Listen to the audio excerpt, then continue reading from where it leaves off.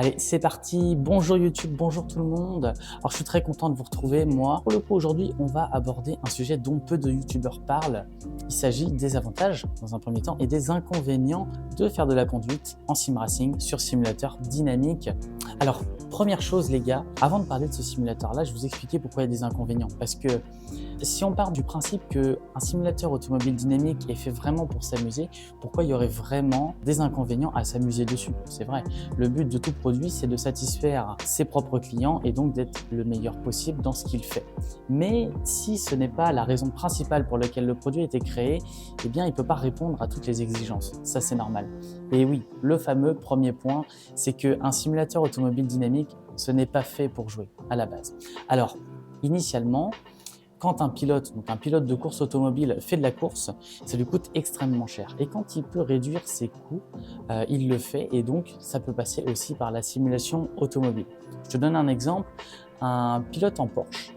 Un pilote en Porsche, au lieu d'aller sur circuit, donc le circuit sur lequel il va faire sa propre course 2 ou 3 semaines avant et de s'entraîner dessus, donc de mobiliser une équipe entière, de possiblement mettre la voiture en danger, d'utiliser donc tous les pneumatiques, l'essence, etc. Eh bien, il va pouvoir passer sur simulateur. Bon, c'est un gain de temps parce que le simulateur, il peut l'avoir chez lui. Secondairement, il peut s'entraîner dessus avec des pistes qui ont été téléscannées par exemple, et il peut surtout s'entraîner au niveau mental et physique. Et oui, c'est très très important de passer plusieurs heures sur simulateur pour ces pilotes-là, pour qu'ils puissent avoir les conditions nécessaires pour entrer en piste le jour J. Donc, tu l'auras compris, initialement, le jeu sur simulateur n'est pas adapté. Ce qui est adapté, c'est plutôt la préparation mentale et physique des pilotes.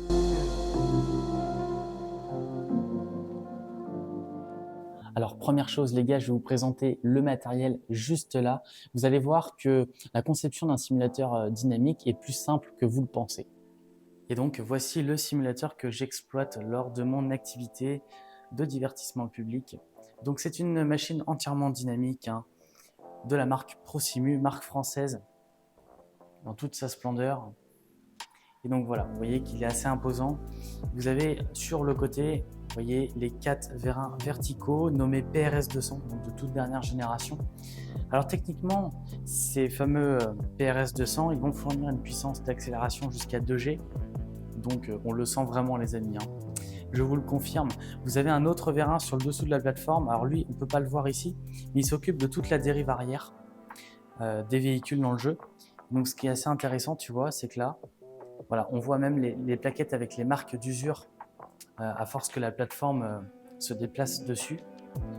Et donc, triple écran, 43 pouces pour être au format 1.1. Donc, modèle entièrement dynamique, comme je le disais. Et on va voir ça juste après.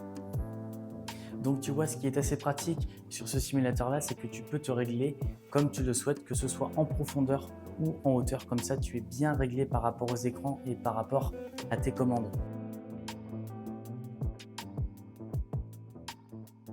Alors, le premier avantage de ce genre de simulateur, bien sûr, c'est le réalisme. Le réalisme est absolument intense, les gars.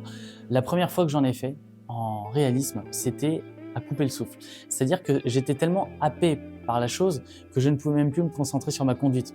Pour te dire, au début, quand tu commences à faire du sim racing sur simulateur dynamique, tu perds à peu près 3 à 4 secondes de ton temps. Eh bien moi, c'était pas 3 à 4 secondes, moi c'était 10 secondes carrément.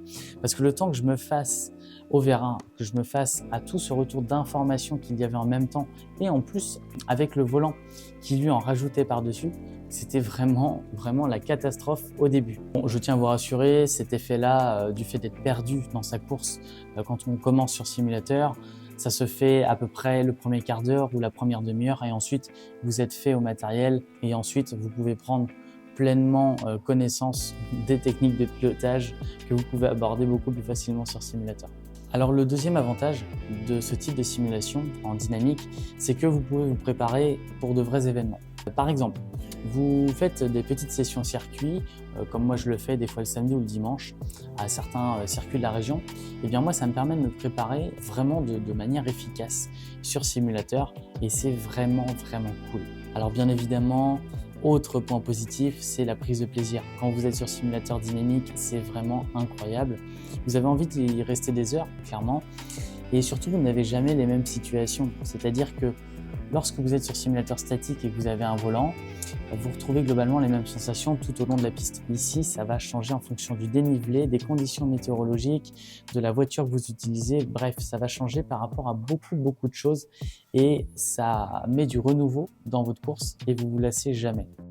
Alors les gars, il est temps de parler maintenant des inconvénients. Et oui, les fameux inconvénients, il y en a pas mal. Je vais commencer par le plus logique, forcément le coût. Le coût d'un simulateur dynamique est absolument démentiel comparé à un simulateur statique. C'est-à-dire que vous avez un gap énorme entre le haut de gamme du simulateur statique et le bas de gamme du simulateur dynamique, ce qui fait que malheureusement peu de personnes peuvent se diriger vers ce type de simulation-là. Là où dans les simulateurs statiques, l'élément le plus cher généralement, c'est le volant ou le châssis, eh bien en simulation dynamique, ce sont les vérins. Et plus vous avez de vérins sur votre simulateur, forcément plus le coût va exploser. Alors ce qu'il faut savoir, c'est que à partir de 3 vérins, ça devient intéressant. En dessous, on n'a pas vraiment de bénéfice à en mettre si c'est seulement pour avoir quelques petites sensations par-ci par-là. Le simulateur qui est derrière moi, il compte 5 vérins, dont 4 qui ont une accélération jusqu'à 2G et le 5e qui lui s'occupe de toute la dérive arrière. Et c'est celui pourtant qui est le plus utile à mes yeux. C'est-à-dire que si je devais choisir qu'un seul vérin en course, je choisirais ce vérin-là puisqu'il me permet de rattraper ma voiture avant que j'aie l'information au volant. Ah les gars, là on arrive à un fameux point sensible qui est le fameux mal des transports. Alors il faut savoir que 10% de mes clients actuellement sont touchés par ce fameux mal. Alors ne vous inquiétez pas, personne a vomi très clairement, on a juste le tournis et ça donne mal de tête généralement. Donc ça c'est à peu près 10% des clients que j'ai. Le problème du dynamique, c'est ça. Alors après, moi, j'ai essayé d'y remédier, c'est-à-dire que les écrans qui sont là sont des écrans statiques. Ils ne sont pas compris dans le châssis dynamique et ne bougent pas avec l'utilisateur, ce qui permet d'avoir un effet qui est moindre si l'effet venait à se produire. Donc ça, c'est vraiment l'inconvénient de ce genre de simulateur. Et puis, malheureusement, on ne peut pas choisir pour ça. Alors un autre problème qui peut arriver beaucoup de fois, ce sont les bugs. Et oui, parce que ce genre de machine consomme beaucoup de puissance au niveau de l'ordinateur, même si on ne le pense pas.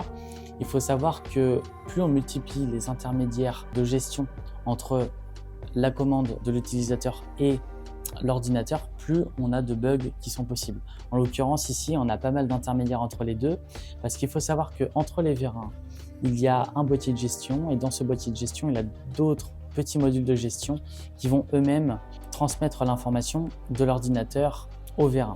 Et donc tout ce processus-là, avec notamment la traduction de ces informations, peuvent émettre des bugs, comme c'est le cas beaucoup de fois. Alors bien sûr, il faut savoir que pour ce genre de simulateur, ça ne fonctionne pas tout simplement en allumant le jeu. Il y a un certain nombre de plugins qui sont à installer et ça, c'est un autre désavantage de ce type de simulation, c'est qu'il faut des plugins partout et que chacun de ces plugins, malheureusement, ne peuvent ne pas fonctionner. Je m'explique. Au début, quand j'ai commencé à faire mes animations de pilotage, j'ai intégré donc de la GT3 et de la F1. Le problème, c'est qu'au niveau des plugins, vu que les éditeurs de ces jeux sont complètement différents, on va dire que c'était clairement le bordel pour intégrer les mouvements du simulateur à ces jeux-là. Alors la conception d'un simulateur dynamique, c'est assez simple. Vous voyez qu'ici, c'est relié par en fait du métal. C'est-à-dire qu'on n'a pas 36 matériaux, on n'a pas 36 procédés pour faire une plateforme complète de simulation. Par contre, il y a certains inconvénients. Vous pouvez, comme je l'ai eu, avoir un bruit de résonance. Donc ce bruit de résonance-là, il intervient quand il y a une micro-friction, par exemple, quelque part dans la plateforme. Mais le problème, c'est que tu ne sais pas où c'est. Parce que vu que tout est en métal, eh bien, ça se transmet partout.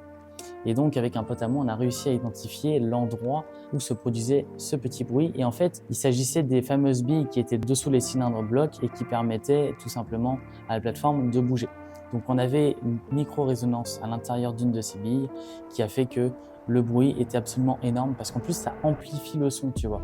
Et donc quand je le faisais avec des clients, c'était vraiment désagréable. Et j'avais oublié, si tu es du coin et que tu souhaites faire un tour de simulateur, tu as le site internet à ta disposition où tu peux réserver ta session.